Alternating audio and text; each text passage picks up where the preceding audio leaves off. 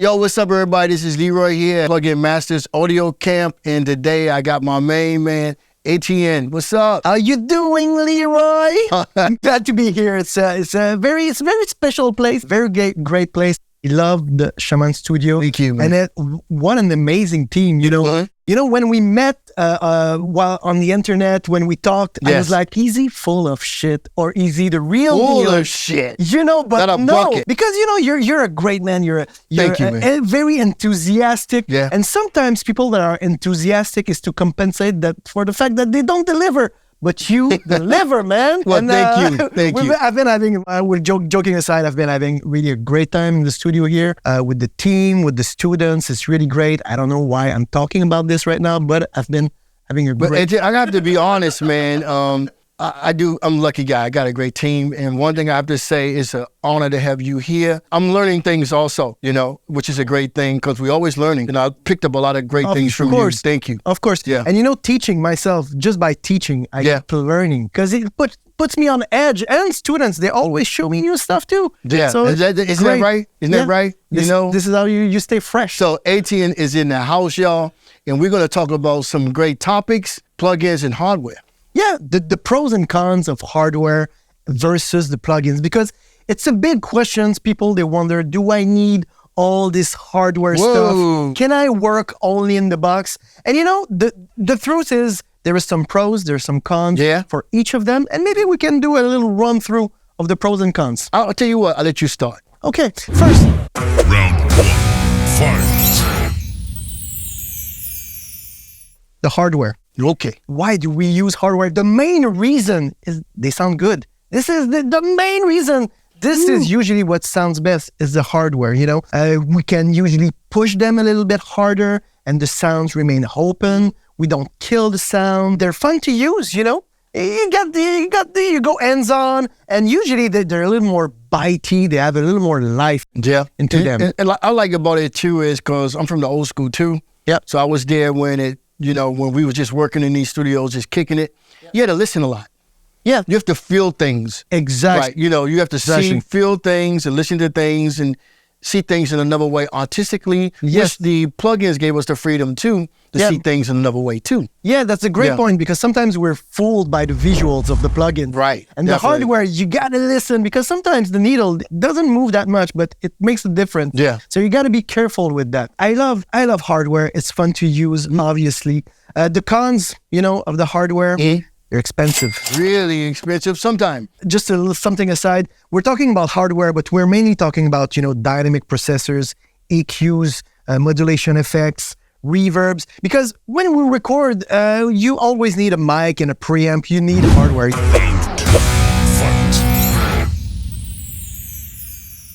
The cons, they're expensive. They can break, you know? A lot of this hardware stuff is not always so reliable. We put a big investment every year. We have to have a technician sometime come and check everything. Yep. Because you really have to trust your analog gear, meaning that it has to be calibrated and you have to make sure everything is in perfect condition, including the cables too. And that's the main problem. And this is why, you know, in the last maybe 10, 20 years, we've seen like SSLs sold for like a quarter of the price because nobody can fix them. There's nobody available to repair them. Yeah. And sometimes, you know, it's really hard to find the parts. It's really hard to just say, you know, find just the parts to replace it. And the guys that can repair it, usually those guys are so busy. They're just traveling studios to studio.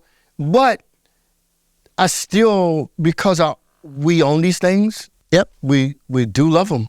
Yeah, you know, of course. There's something magical about analog. It's just, it's just a wildness to it. Yeah, exactly. Artistically. The same thing with great microphones, you know, when you start working with great microphones, you gotta develop a relationship with them and you want to keep them in the family. You don't want to sell them. You know, you're gonna sell so many other things if you need money before you sell your microphones. I do have to say one other thing too. It's not a bad investment if you look at it a certain way. Oh, yeah. Because like some of these DBXs and some of these original 1176s, they're actually going up in value. Yeah. But my Macs are going down in value. Yeah.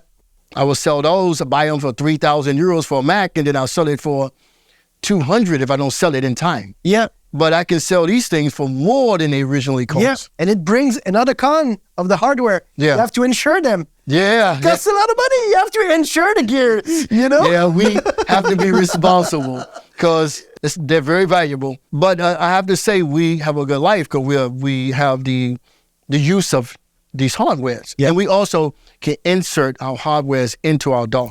Yeah, You know. Yeah, because nowadays I think the best approach, and we'll get back maybe into it a little bit later, is to go with a hybrid approach where we use a lot of plugin, we use all the bells and whistles of the digital world with all the automations and everything, all this flexibility, and then we patch a couple of compressors, couple of EQs just to bring some mojo into a mix. So you can think of it in a different way. If you have a small studio, you might want just a stereo compressor like the Neve just on your mix bus.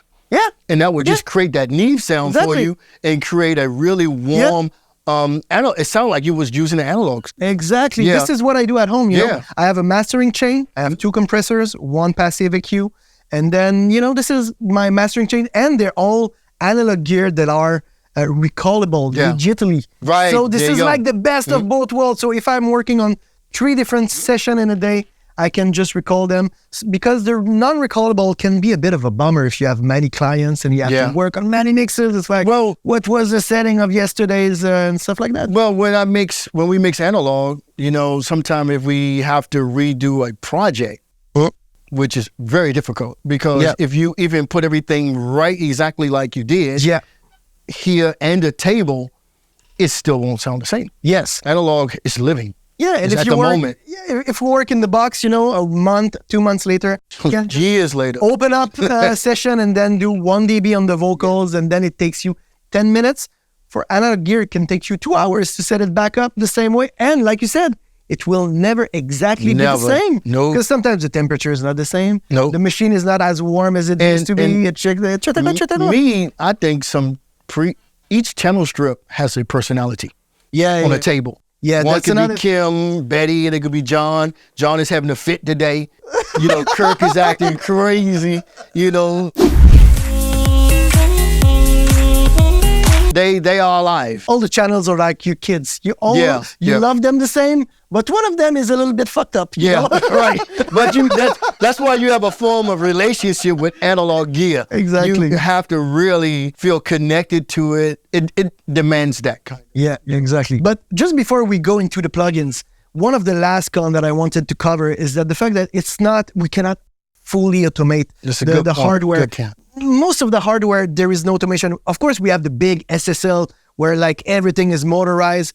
It's out of price. It's not accessible for most people. And most of the hardware, there's no automation. So if you want to do some movement during the mix, well, you have to do it manually. And sometimes you do the first mix, you do a good pass. And then the second mix, well, you fuck it up because you were not quick enough. So but it's creative. It's fun, but you know, it has, it's not always easy to do it right. My thing is like with analog, there's one other thing too. You don't have these big ranges of levels, and even you can't get fine tuning on your EQ.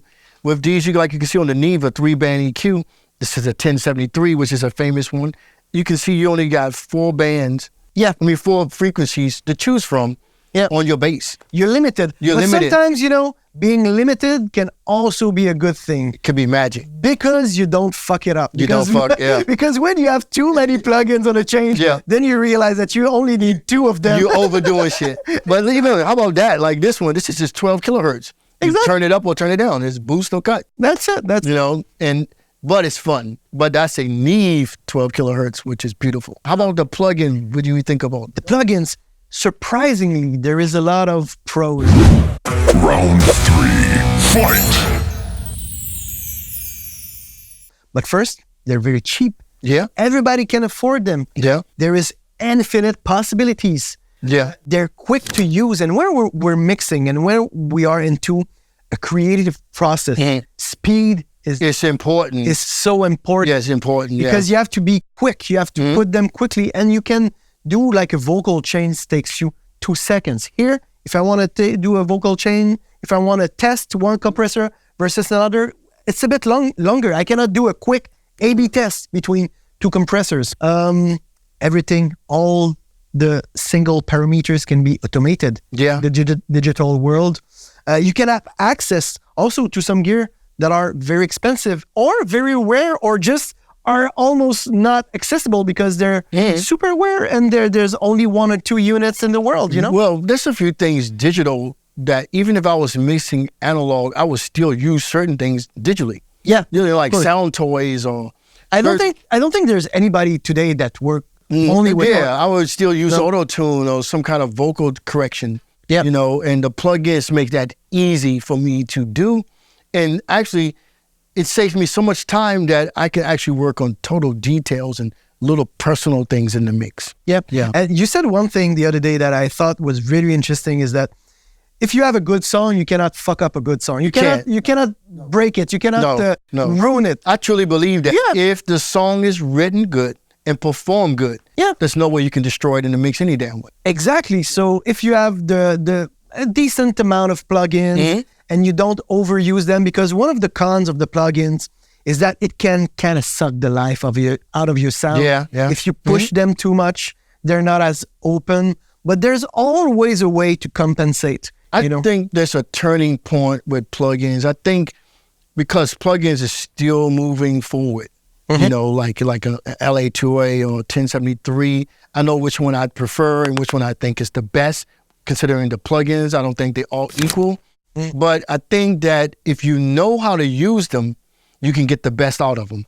So I think you should study and watch tutorials or watch, if you go to a studio, learn from other people. Just always constantly learn about what the possibility of using your plugins and also using them in the correct way. Like this one works better on drums and this one works better on vocals, these kind of things. Yeah.